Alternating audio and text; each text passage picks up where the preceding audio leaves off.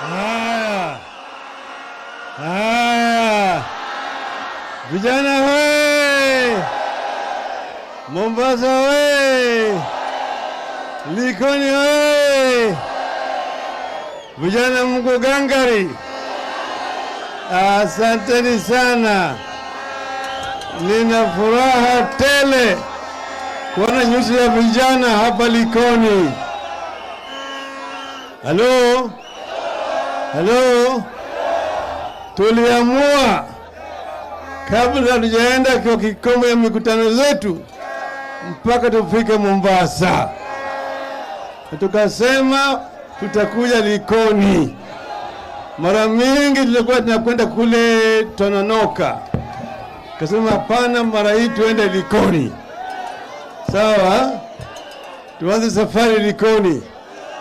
Ni chombo imara chenye thamani kilichopazishwa Uingerezani, kilinguruma Likoni kikatiririka, wale pasinja wote walifilia baharini. Tuliona hivyo, kwaherini. Tuliona hivyo, kwaherini. Sasa hapa Likoni tuko na maneno tunataka kusema hapa. Tumesema hii serikali ambayo iko hapa ni serikali ya kiimla, serikali ya kidhuluma, serikali ya wezi, serikali ya majambazi ambaye nataka izikwe. Na tuko na masababu mengi zaidi. Kwanza, mambo ambayo sijasema mawili ingine ni mambo ya ufisadi. Ufisadi imezidi tangu jamaa hawa waingie kwa serikali miezi 6 iliyopita. Mnaona juzi walisema ati wataagiza chakula kutoka nje ili bei ya chakula irudi chini. Wasema namna hiyo, wakapofusha ile shirika inaitwa KNTC, Kenya National Trading Corporation, ambayo ilikuwa iko mahututi, ilikuwa inangoja tu kuzikwa. Sasa wakatoa pesa mingi wanamwaga katika hiyo shirika. Wakasema hiyo shirika itaagiza bidhaa kutoka ng'ambo iletwe hapa ili bei irudi chini. Sasa baadaye wakatoa tenda hiyo, baadaye hiyo tenda ikapewa marafiki yao. Tenda ilikuwa ni kuleta chakula, kuleta mahindi, kuleta mchele, kuleta ngano, kuleta mafuta na kadhalika. Lakini hizo zote zimepewa marafiki yao. Wakasema hizo bidhaa zitakuja hapa ndani ya nchi bila kulipa ushuru ili bei iende chini. Tumeelewana vizuri? Lakini hayo sio ukweli. Ukweli ya kwamba vile Lusomari amesema wameputulia ushuru bilioni 50 na kitu ambaye haitalipwa, lakini bei ya bidhaa ambazo zinaletwa hapa inakuwa juu zaidi kushinda ile ambayo inatengenezwa hapo kwetu. Tuelewana vizuri? Yale ambayo inafanyika ni kwamba ile pesa ambayo wanatengeneza hapo ni juu zaidi. Yule waziri wa biashara anaitwa Bwana Moses Kuria, anaishi Dubai. Na wiki iliyopita Ruto alienda Kisii kukutana na yeye huko na mindi yake huko. Kazi yao sasa ni kutengeneza mambo ya commissions kule Dubai.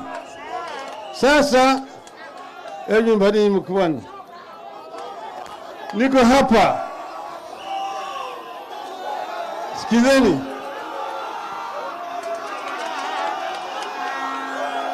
Niko hapa, hii ni performer invoice bei ya sukari. Hii inatoka hapa Sony Sugar. Sony Sugar imeweka sukari kilogramu 5 kwa gunia, 50 kwa gunia. Bei hapa ni shilingi 5,350. 5,350 shillings per bag. Kwa mfuko, unaelewana? Hii ingine hii ni kampuni inaitwa Landmark Freight Services, ya marafiki yao. Mfuko moja inakuja shilingi 6,450. Ingine ya nyumbani hapa 5,300. Hii maana inatoka nje na 6,400. Na hiyo bado ijafika hapa. Hii ni FOB, haijaingia hapa kwetu.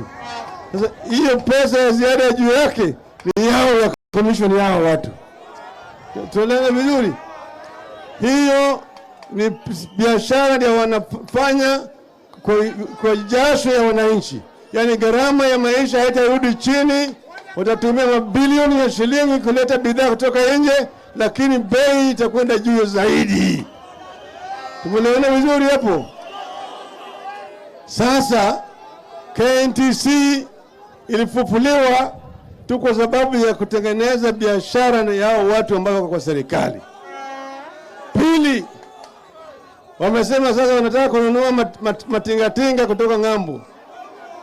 Hizo tingatinga vile vile zinaletwa kwa njia ya magendo ambayo wanatumia kutengeneza pesa kutoka kwa wananchi. Hiyo ni sababu nyingine ambayo tunasema serikali hii mpaka iende nyumbani. Tumeelewana vizuri? Sasa sikia vizuri. Tega masikio sasa. Juzi sisi kama wanaazimio tulitoa ilani kwa serikali. Tukawaambia kwamba tunataka bei ya maisha irudi chini. Bei ya chakula irudi chini. Bei ya unga, bei ya mafuta, bei ya sukari, karo ya shule, hayo yote tulisema tunataka irudi chini. Sawa? Pili, tukasema tunataka ile mambo ya uchaguzi. Mambo ya uchaguzi tukasema tunataka ile nyungu pale ambaye mtatokeo iliingia 7 ifunguliwe. Sawa? Tatu, tukaambia tunataka tume ya uchaguzi isiteuliwe na Bwana Ruto peke yake. Ruto, yani Kenya Kwanza, wakae pamoja na Azimio ndio watawe wale wanachama. Sawa? Vitu vitatu. Kuna vingine ambayo tungesema mambo hii ya ufisadi na kadhalika, lakini tuliweka vitu vitatu. Na tukamwambia wiki 2 ifanyike.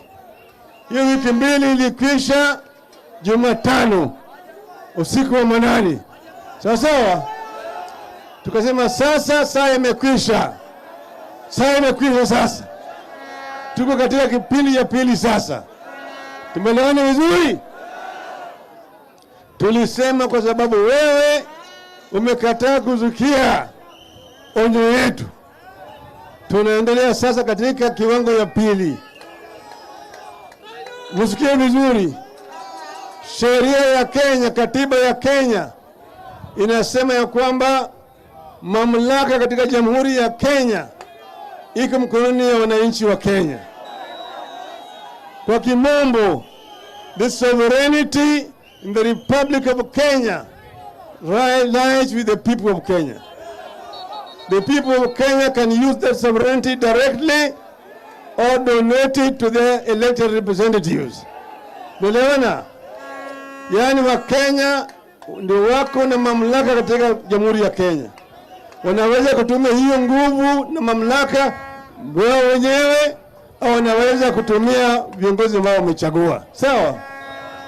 lakini kwa sababu tumepata kwamba viongozi wengine wanapigwa mnada, wanaletwa kupeleka kule Ikulu. Kule Ikulu tunakwenda kukunywa chai na kula ugali huko. Tumesema tutaenda kwa wananchi moja kwa moja. Mnakubaliana? Mnakubaliana sisi? Wanakisasa wale tunajua wanapiga mnada. Ndio sababu tumekuja kwenu nyinyi wananchi sasa. Tumesema tena ya kwamba katiba hiyo inasema katika kifunguo ya 37 tasema inasema wananchi wa Kenya have the right to demonstrate, to protest, to picket, to strike and to present memorandum and petitions. Sasa yani Wakenya wana uwezo, wana haki ya kugoma, wana haki ya kupeleka kumbukumbu, wana haki ya kufanya maandamano na kukaa pamoja. Sawa? Tumesema sasa hii kipindi ya pili, awamu ya pili sasa, yale inaanza sasa. Wakenya utafanya maandamano. Nataka hapa Mombasa maandamano ifanyike. Mtafanya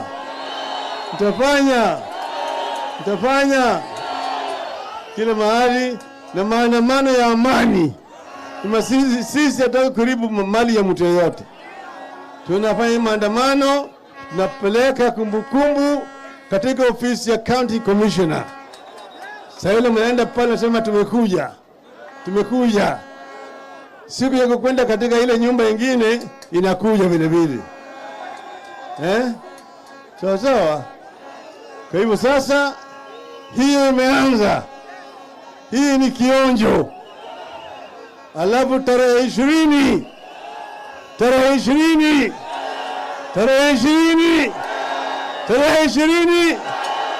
mtakuwa tayari? Mtakuwa tayari? Tumesema tunataka Wakenya wote Nairobi. Kuja ni Nairobi, mtakuja? Angapo mtakuja nione mkono hapa. Tumesema kuna yule jamaa ati anaitwa Kindiki. Ananitisha mimi. Ati Raila mpaka ajihadhari sana. Ati hatuwezi chukuliwa. Tumesema katika katiba ya Kenya sasa waziri hana mamlaka ya kuamrisha polisi. Waziri hawezi kuamrisha polisi. Polisi iko independent. Sawa? Na tumemwambia polisi hawa wetu ya kama hawa polisi waheshimu sisi. Sisi ndio tunaweza kuwatetea. Katika polisi mshahara yao iko chini sana. Tukishika serikali tutapongeza mshahara yao. Tuwajengea manyumba ya sawa. Tuhakikisha kwamba hata uniform wanavaa vizuri. Kila kitu kitakuwa sawa. Na wakati hii wajue kwamba mshahara yao ambao wanachukua wakati hii ni ushuru yenu, sio? Uniform anavaa, ushuru yenu. Bunduki anabeba, ushuru yenu. Ile risasi ndani yake, nyumba anaishi, chakula anakula, sio? Sio ni mtumishi wenu.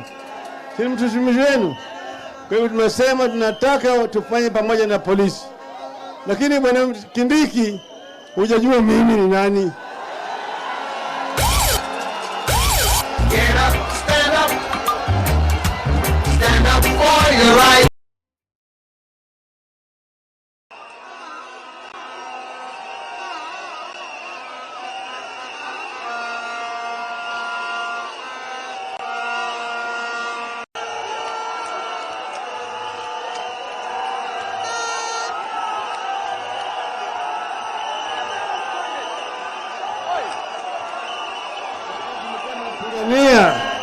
demokrasia katika taifa letu, wewe ulikuwa bado huko unanyonya matiti ya mama yako.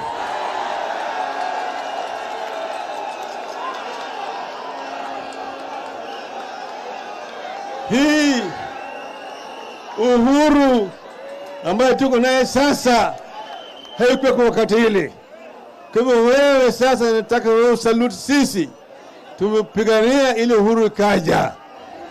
Na wakati ile tulikuwa tunamanyana na simba ambaye alikuwa na meno na baadaye hata alikuwa na makucha.